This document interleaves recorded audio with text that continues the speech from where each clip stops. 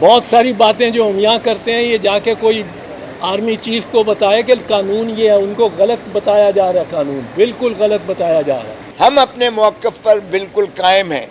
हमारा मौक़िफ़ ये है कि किसी सूरत में आर्मी एक्ट के तहत सिविलियंस का ट्रायल नहीं हो सकता। ये बैठे होंगे, अगर कर्नल साहब या ब्रिगेडियर साहब या मेजर जनरल साहब भी बैठे होंगे तो वो कहाँ से इंडिपेंडेंट हैं?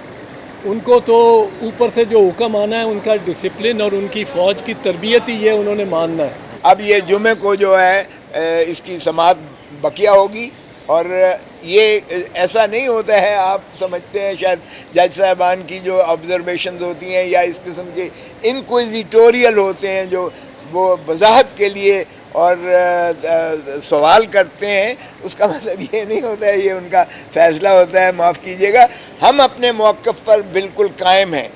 हमारा मौक़िफ़ ये है कि किसी सूरत में आर्मी एक्ट के तहत सिविलियंस का ट्रायल नहीं हो सकता।